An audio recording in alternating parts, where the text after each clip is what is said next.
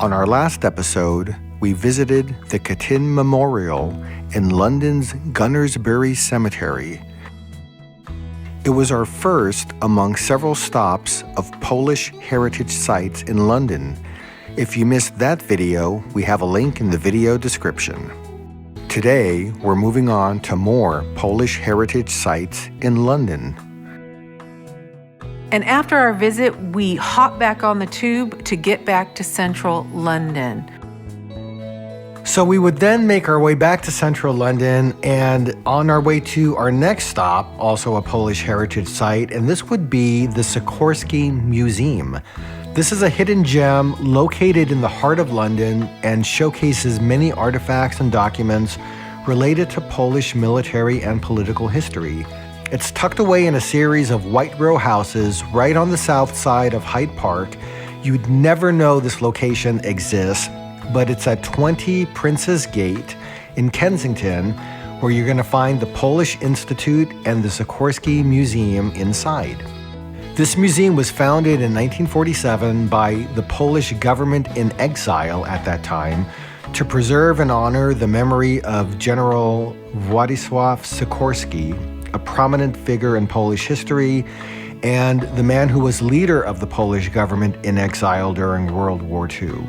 The collection at this museum includes items such as uniforms, weapons, artwork, photographs, and personal belongings of many important figures in Polish history.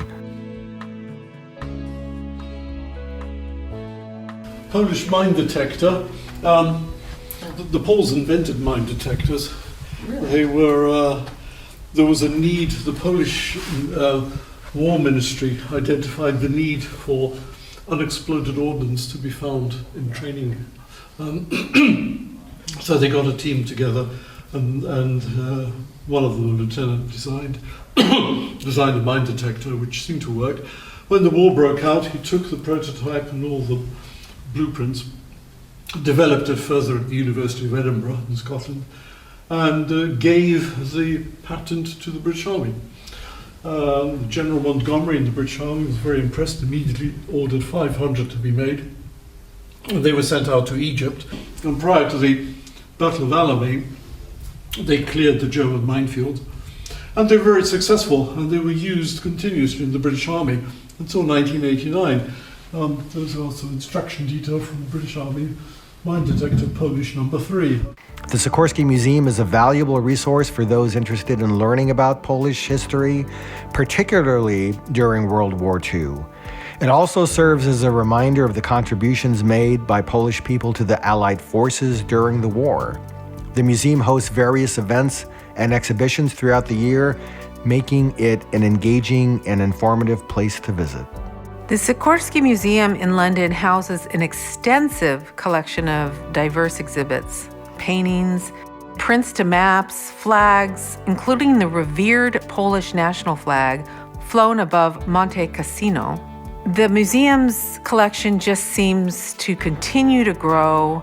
There is atlases, regimental colors, uniforms, including General Sikorski's uniform retrieved from the sea after the Gibraltar plane crash. They have weapons, there's commemorative medals, stamps, and historical memorabilia. Additionally, visitors can explore headgear, orders, decorations, and medals, including those belonging to the Battle of Britain pilots. The museum is curated by the expertise of one curator and supported by around 20 dedicated volunteers. They request advance notice if you plan to visit, as it helps them to ensure that there are guides available. We did come to the museum. You did notify them that you were coming. Yeah. They were a little surprised at the time that we arrived. Yeah, and I didn't realize it was going to be a kind of like a guided tour, which is, I guess, the way they conduct things there. Right. I thought it was going to be more of a typical museum where you just wander around on your own. So I think he gave you a time, and it was kind of a time from this time to that time. And we arrived later than the initial time. Yeah, so the afternoon that we arrived, the museum was only open from 2 p.m. to 4 p.m. Mm-hmm. And because this would end up being our first day in London and we were dealing with 34 hours of no sleep we did that morning go to our hotel room and crash. By the time we woke up and made our way to this museum, I think it was like just after 3 p.m. So we had less than an hour. Yeah, and there was one gentleman there that was getting a guided tour. We kind of tagged on to that. So they're very generous in letting us just tag on to that. Yeah, so what we saw in 45 minutes was impressive. Yeah. So with that, I think I would recommend for sure, if anybody's interested in visiting this museum, give yourself more of the time that's available, because they are only open for limited amounts of time on particular days of the week. But so, it's a fantastic collection. Yeah. Absolutely fantastic. Well worth the stop, especially if you are of Polish heritage yourself. Yeah, and I think also interested in military history and World War II history, because it's another chapter that's preserved very well in London. And if you find yourself exploring some of these Polish sites, the ones we've spoken about, and we have a few more still on the way, you might find yourself in the mood for Polish food. And very, very close to the Sikorski Museum are 2 Polish restaurants in London. There's the Dobrucki restaurant, which we've eaten at on our first trip to London. I enjoyed that one immensely. I did too. And on this last trip is the Ognisko Restaurant. And this one I think is just maybe a block and a half away from this museum. It's very close, Yeah, and I think the food is great. The food is fantastic, but it was a strange setup. Yeah, strange setup in that this restaurant sits in a building that's also part of, I think, a private Polish club. Right. So it's not your typical restaurant, although there is culinary dining available. It's just a little different setup. Yes. But if you're interested in Polish food, you've got at least those 2 options very close to the Sikorski Museum in London. Our next stop on this itinerary is the St. Clement Danes Church. Its resilience was tested during the London Blitz of World War II, when it was gutted by fire in 1941. Despite the destruction of its interior, the outer walls, the tower, and steeple stood tall, symbolizing the indomitable spirit of this historical landmark. What took us to this church? Before our London visit, a friend mentioned we might be interested in visiting here, as this is the official church of the Royal Air Force, and that there is a memorial to the Polish airmen and squadrons who fought to defend the United Kingdom for the liberation of Europe during World War II. So we stopped inside to find the memorial. We went through the doors and went looking we were told there was a memorial to the Poles in here. We looked up, we looked sideways, we looked everywhere. We looked on this side altar, and that side. Looking in the vestibule, we were looking everywhere. In the front and the back. And I didn't see a memorial. No.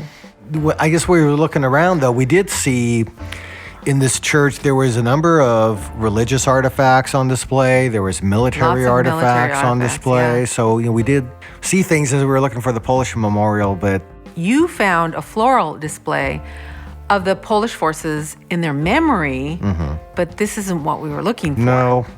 I couldn't find. It was like, where's Waldo? I couldn't find Waldo. Yes, the books that were inside these glass cases that were inset in the walls had lots of names to UK and US military service members who had died in a battle, but nothing indicated any Polish soldiers. Nope. So we were getting more confused. I was about to give up. Wandered and wandered. Yep. So we were just about to leave, actually, because I'm like, okay, nothing's here. And there was an office door that was open, and inside there was a gentleman. So we poked our head in and we asked him if he could kindly show us where the Polish memorial was. And then he kind of looked at us like, what, you missed it? I mean, how can you miss this? Yes. He chuckled a bit, I think, yes, right? I think he had a little laugh at us. And he said, follow me. Yes, so we followed him, and we followed him as he walked to one side of the church, down an aisle, and he got, I don't know, about midway, and he pointed to the floor. Yes. He said, there it is. I must have not looked down, because there it was, and it was huge. It was the biggest one there. Yeah.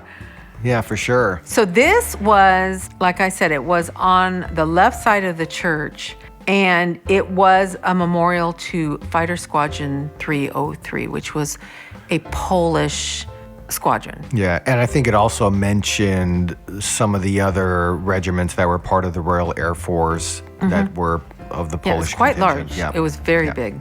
So we successfully finally found the memorial, took some photos, and then would be on our way to find more Polish history in London. And our next stop took us to the Rubens Hotel. This is a luxury hotel in the Victoria section of central London. The Rubens Hotel in London, where the Polish government was housed in exile during World War II. Right there. While it may seem like just another upscale accommodation option for visitors to London, the Rubens Hotel holds a special place in Polish history. We have a plaque on the hotel that we discovered, the Rubens, that housed Polish government during the wartime. And there's a plaque that says, General Sikorski, Prime Minister, Commander-in-Chief of the Polish forces in the Second World War. His headquarters in this building were from 1940 until his tragic death at Gibraltar in 1943. So we went through the doors and went inside to see if we could learn anything else. And inside, it's a little bit swanky. It's a very upscale, beautiful. yeah, very It's a upscale beautiful hotel. We found a representative at the lobby, and we spoke to him. We wanted to see if the folks working there knew anything about the Polish history. And the gentleman we spoke with did confirm that this indeed was where this part of history happened. So we at least visited the site, and according to an award presented by Forbes, this is one of the finest 5-star properties in the world. So you can stop here, see where it was that the Polish government operated for a period of time during the mid-1900s. And if you have time, it's probably a great place to stop for a fancy afternoon tea or drinks at one of the bars inside. Yes, dress appropriately. Yes. We learned that already. So we really appreciate you joining us on the places where we go. Thanks for coming along. If you enjoyed the video, hit the subscribe button, ding the bell, and catch us next time on our next adventures. Happy travels. Bye for now.